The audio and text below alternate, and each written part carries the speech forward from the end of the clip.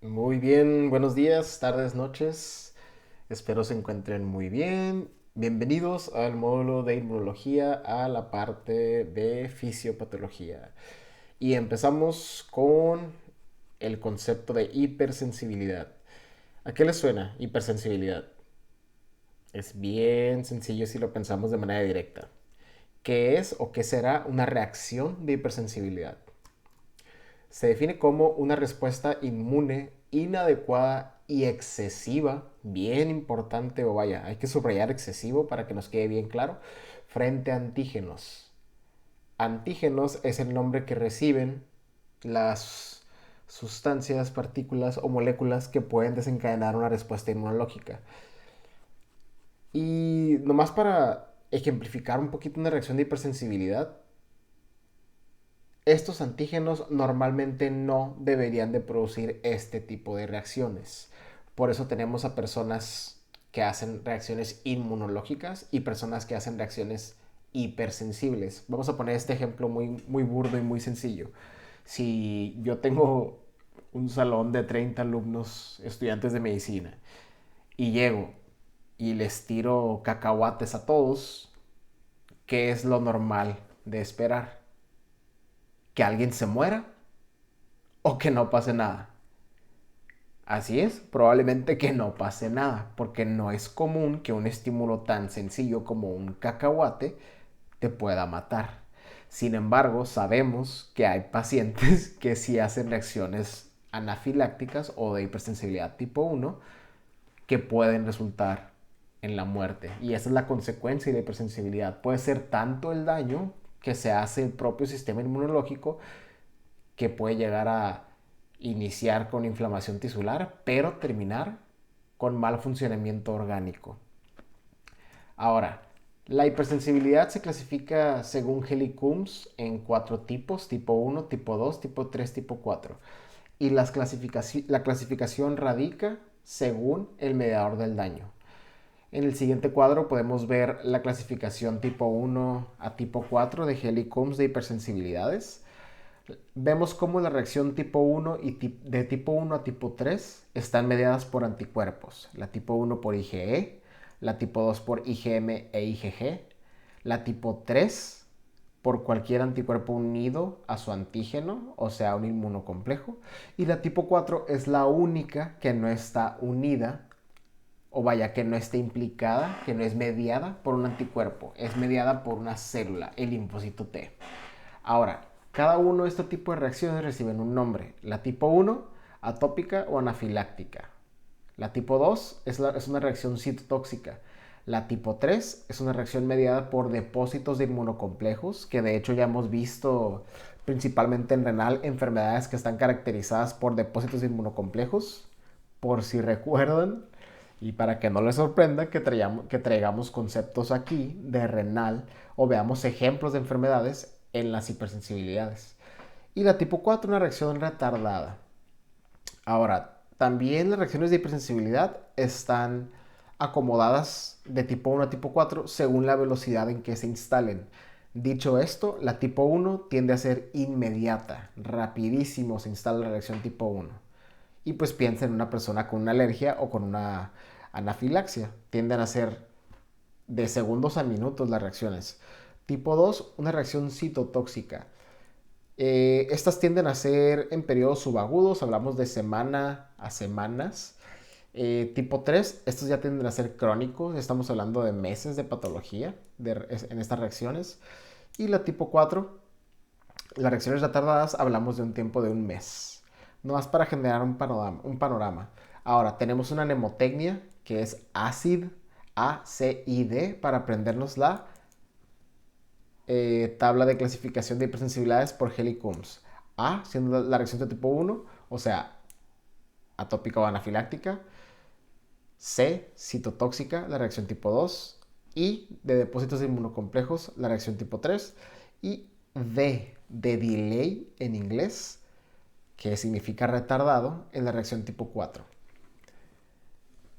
Otra mnemotecnia sencilla para terminar de aprendernos esa tabla de memoria, ya que si no la aprendemos es fácil regresar a nuestra cabeza a revisar este concepto. La tipo 1 es solo un anticuerpo involucrado. La tipo 2 son dos anticuerpos involucrados y es IgM e IgG. La tipo 3 son tres componentes. El anticuerpo, el antígeno, que estos forman el inmunocomplejo, y el inmunocomplejo ¿a qué vía activa?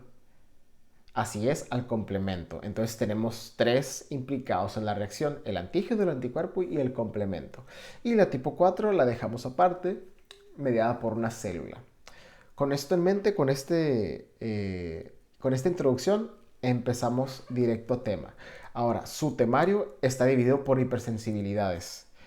Lo pueden revisar en la sección general de la plataforma Moodle, pero vamos a ver las hipersensibilidades. Vamos a explicar cada una de sus reacciones, la tipo 1, la tipo 2, la tipo 3 y la tipo 4.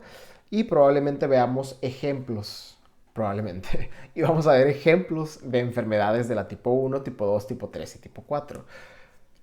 Dicho esto, hoy vamos a empezar con hipersensibilidad tipo 1. La hipersensibilidad tipo 1 se define como una reacción inmune inmediata, así como revisamos ahorita. Esta ocurre posterior a la exposición de un antígeno. En este caso, en la tipo 1, a los antígenos les llamamos alérgenos. Y el alérgeno tiene una reacción cruzada con IgE en mastocitos y basófilos previamente sensibilizados, y esto, la reacción cruzada, desencadena la liberación de aminas vasoactivas, principalmente la histamina. Ahora, esta es la definición. Probablemente no es tan clara ahorita la definición, pero créanme que les va a quedar más claro cuando pasemos los esquemas, porque los esquemas literal nos definen la reacción de hipersensibilidad. Esto pudiera ser literal. Esta definición también le pudieran poner patogénesis. Ahora, continuamos. Los efectos de la histamina. Cuando la histamina se libera de los mastocitos y de los basófilos, tiene signos y síntomas bien clásicos de la hipersensibilidad tipo 1.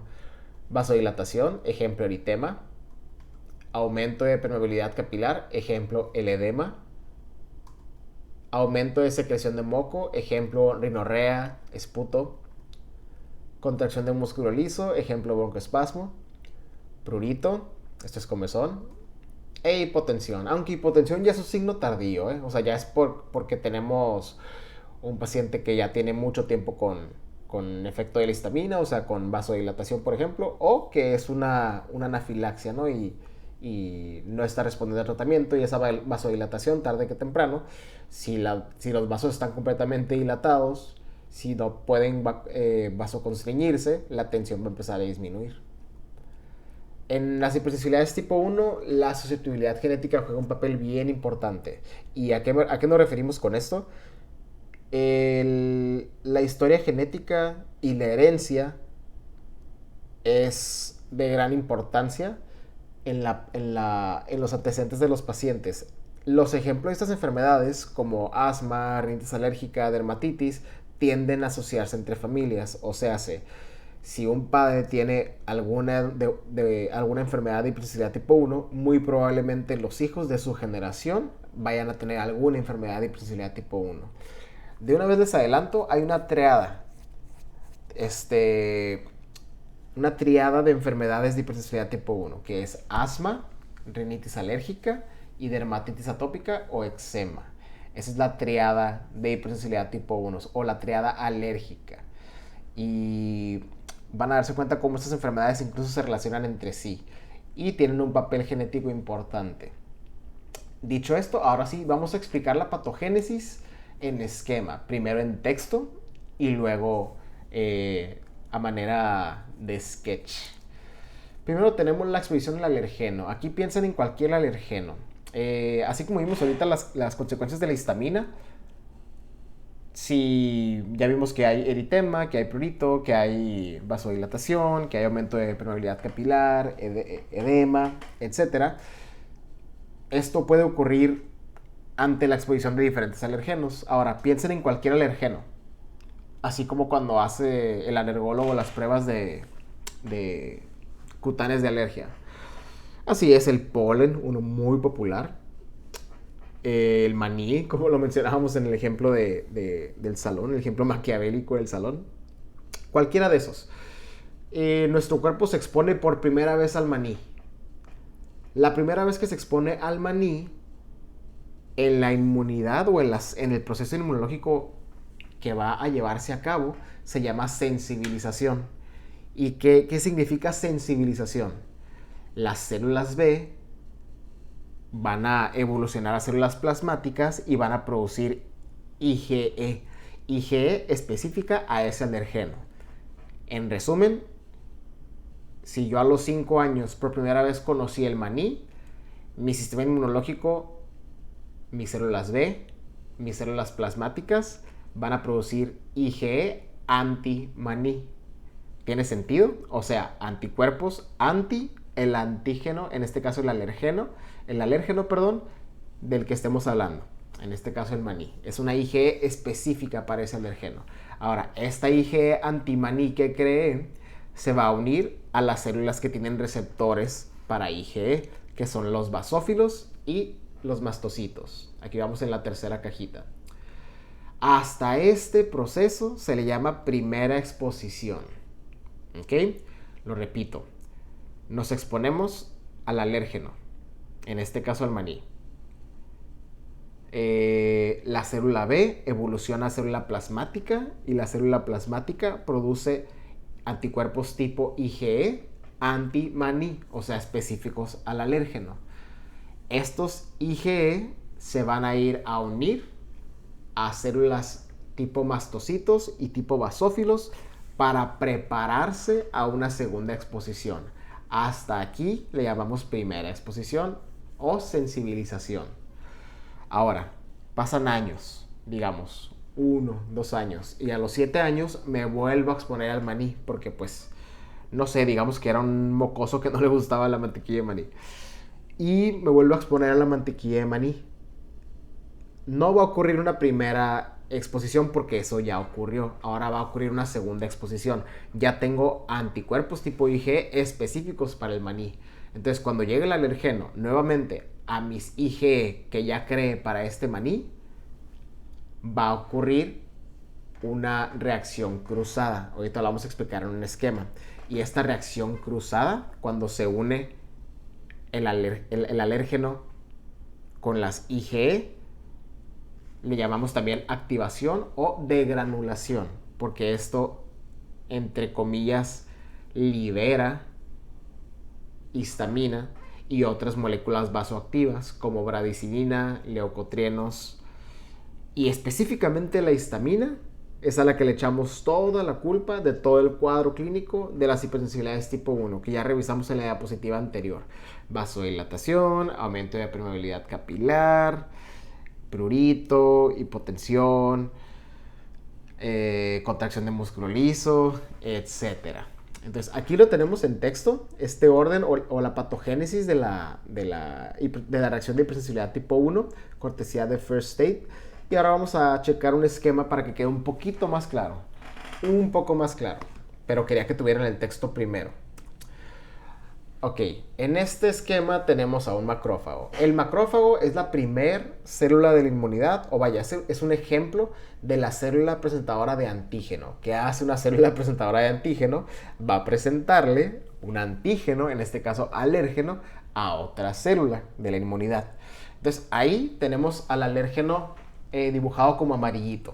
Vamos a pensar que es el maní, nos va a ayudar, ya que sí parece color nuez, ¿no? Color cacahuate. Entonces tenemos al alérgeno, llega primero con la célula presentadora de antígeno, en este caso es el macrófago, y el macrófago se lo presenta a la segunda célula de la inmunidad, que es la célula T. En este caso, para alérgenos no nos interesa mucho la función de la célula T. De hecho, la célula T medio se lava las manos y dice, ¿sabes qué? Yo no me dedico a alérgenos, te lo voy a mandar a la célula B. Porque la célula B puede identificarlos y además es su señalización para evolucionar de célula B a célula plasmática o plasmocito.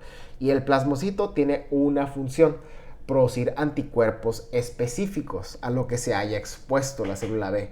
En este caso, cuando un alérgeno tiene contacto con una célula B y evoluciona a plasmocito, produce anticuerpos IgE específicos a ese alérgeno. En este caso, antimaní, por poner el ejemplo. Ahora, las IgE no se quedan nadando en la sangre, se van y se unen a células tipo mastocitos o tipo basófilos, es la célula que acaba de aparecer, y así tiene, ya que esta tiene receptores para IgE, y se le ponen así las Ys, que casi siempre los anticuerpos se ponen como Ys en esquemas, en la superficie de la célula. Hasta aquí, ¿cómo le llamamos a este proceso? Ya lo acabamos de ver en texto. Así es, sensibilización o primera exposición. Lo repetimos en resumen.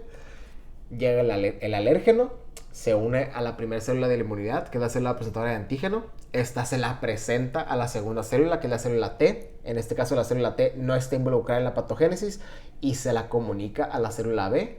La célula B, al recibir el alérgeno, es su señalización para evolucionar a célula plasmática o plasmocito, y esta, su única función es producir anticuerpos específicos anti el alérgeno. En este caso produce sus anticuerpos tipo IgE, y estos se van y se unen a la superficie de células que tienen receptores para IgE. ¿Cuáles son? Son dos: mastocitos y basófilos. Hasta aquí le llamamos sensibilización o primera exposición. Ya estoy preparado, ya tengo a todas mis basófilos y mastocitos preparados para cuando vuelva a llegar ese alérgeno. Ya voy a poder reaccionar de manera hipersensible, porque soy un sistema inmunológico que reacciona de esa manera, reacciona de manera excesiva ante estímulos que no deberían de producir este tipo de reacciones. Vuelve a llegar el maní, vuelve a llegar el alérgeno. Ahora, el alérgeno, identifiquen cómo se une a dos moléculas de IgE. Se une a un bracito de una IgE y a otro bracito de otra IgE. A esto se le conoce como reacción cruzada. Es lo que ya explicamos tanto en la definición como en la patogénesis en la diapositiva anterior.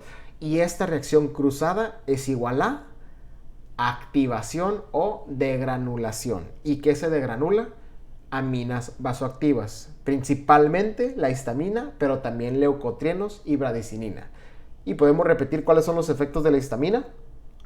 Así es: vasodilatación, aumento de permeabilidad capilar, contracción de músculo liso, prurito, hipotensión, etc. Y esto ocurre en la segunda exposición y es el periodo clínico.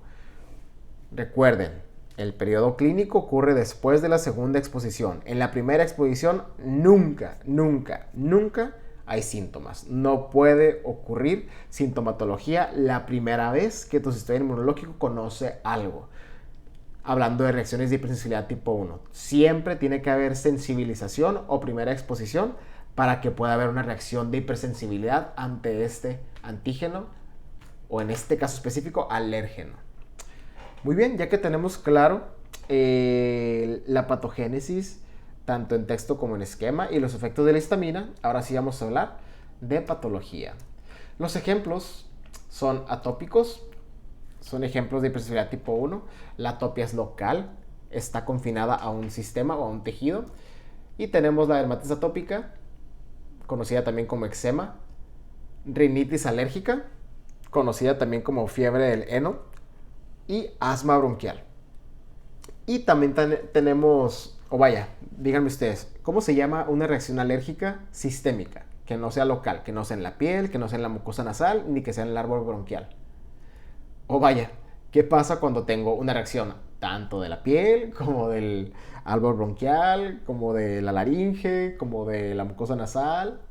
Así es, se le llama anafilaxia. Esta es una hipersensibilidad tipo 1 o una reacción de hipersensibilidad tipo 1 sistémica. Esta siempre es secundaria a alérgenos específicos. Y tenemos 3 alérgenos o 3 grupos de alérgenos altamente o con índice alto de potencial anafiláctico. ¿Cuáles son? Piensen, ¿cuáles son a nivel mundial las causas más comunes de anafilaxia? Alergias a, así es, alimentos, medicamentos y posterior a picaduras de insectos. Y les ponemos unos ejemplos aquí que son los más comunes. Por ejemplo, la picadura de abeja, alimentos como el maní. Y aquí vamos a desglosar por fines de hacer medicina integral. ¿Cuáles son los alimentos más alergénicos? Para hacer nuestra lista. El más popular es el maní, pero también tenemos el chocolate, también tenemos los frutos, específicamente la fresa, cítricos, huevo, proteínas de la leche Y creo que hasta ahorita no recuerdo si hay otro o son todos ya en la lista. Y también tenemos medicamentos que pueden producir alergias. Hay varias alergias asociadas a medicamentos y hay cada vez más reportes de casos, alergias asociadas a medicamentos. De las más comunes es la alergia a la penicilina. Entramos a tema directo, dermatitis atópica o eczema. Esta se define como la inflamación dérmica secundaria a la exposición de un alérgeno, cualquiera de los que ya hemos mencionado. El cuadro clínico es un exantema. La definición de exantema es una erupción cutánea. Las erupciones cutáneas siempre tienden a tener una lesión característica. En este caso es una vesícula. Por eso siempre ponemos el exantema de qué tipo es. En este caso es exantema vesicular, caracterizado por, ¿cuáles son los síntomas? Edema, eritema y prurito. O sea, es una erupción cutánea. ¿Cuál es la lesión cardinal? Vesículas, que son ampollitas, entre comillas, caracterizado por, ¿cuáles son los síntomas? Edema, eritema, o sea, hinchado, o sea, rojo, y además da comezón, o sea, pruriginoso. Las zonas más comunes donde ocurre el eczema es la cara y las zonas flexoras, como el pliegue del codo, por ejemplo, el cuello, y está asociado, altamente asociado a las otras enfermedades de hipersensibilidad tipo 1. ¿Cuáles son? Así es, asma bronquial y rinitis alérgica. Como les mencioné, estas tres enfermedades se asocian entre sí. Son la triada alérgica o la triada de hipersensibilidad tipo 1. Y aquí tenemos a un pediátrico con lesiones tipo vesiculares en cara, siendo compatible con eczema. Aquí tenemos también un pediátrico, no más que ya de una edad mayor, donde tenemos lesiones en pliegue del codo y además ya están costradas por huellas de rascado, ¿no? Ya vemos que el paciente pues tuvo pruritos, estuvo rasque y rasque. Aquí tenemos también otro pediátrico donde también está afectada la cara y vemos cómo alcanzamos a ver esas vesículas y además el eritema y el edema característico de este exantema. Y aquí tenemos un paciente un poco más grande de edad y tenemos características de edema y eritema en el cuello. Por último, el día de hoy, rinitis alérgica es la inflamación de la mucosa nasal caracterizada por infiltrado eosinofílico secundaria a la exposición de un alérgeno. Bien sencilla es la medicina. Dermatitis atópica, inflamación de la piel, secundaria a la exposición del alérgeno, rinitis alérgica, inflamación de la mucosa nasal, secundaria a la exposición del alérgeno. El cuadro clínico. Ahora hay 4 síntomas clásicos de rinitis alérgica. Ustedes, es más, el taquero se la sabe si se los pregunto. ¿Cuáles son los síntomas clásicos? Son 4 de la rinitis alérgica. Y más ahorita que ya estamos en primavera. Estornudos, así es. Congestión nasal, así es. Rinorrea hialina. Es bien importante que sea hialina esta rinorrea. Y prurito nasal. Así es. En cualquier combinación, ¿eh? Pueden estar 2, pueden estar 3, pueden estar los 4.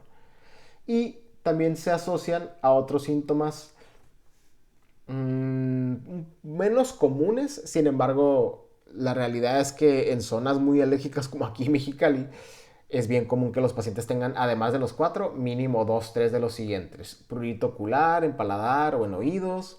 Inyección conjuntival, esta es la hiperemia conjuntival cuando se ven rojos los ojos. Edema palpebral cuando se ven hinchados o inflamados los ojos. Lagrimeo, fatiga, cefalea y anosmia. ¿Alguien sabe qué es la anosmia? Excelente, así es, la pérdida del sentido, la pérdida total del olfato. Y se asocia, ¿a qué se va a asociar? La triada, ¿cuál es? Así es, a asma y a eczema. Ahora, hay diferentes complicaciones de la rinitis alérgica. Tenemos la sinusitis aguda y crónica, pero la importante aquí de mencionar son los pólipos nasales. Esta es una complicación de rinitis alérgica. Los pólipos nasales se definen como protrusión de la mucosa nasal, inflamada y edematizada. Ay, mi imagen me tapó ahí, inflamada. Este es secundario a cuadros repetitivos de rinitis. Y lo interesante son las asociaciones. Cuando observo un pediátrico que tiene pólipos nasales, inmediatamente tengo que hacer diagnóstico o vaya, escrutinio de fibrosis quística. Repito, si tengo un pediátrico con pólipos nasales, tengo que buscarle o hacer diagnóstico y escrutinio de fibrosis quística. Tengo que descartar fibrosis quística porque tienden a presentarse de esa manera.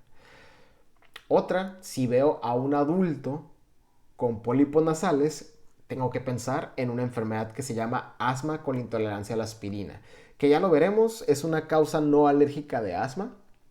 De los pacientes con asma, el 10% de los pacientes tienen asma con intolerancia a la aspirina, y esta es una triada caracterizada por asma, broncoespasmo inducido por aspirina y pólipos nasales. Y hasta aquí terminamos el día de hoy y nos vemos la siguiente clase con asma. Nos vemos.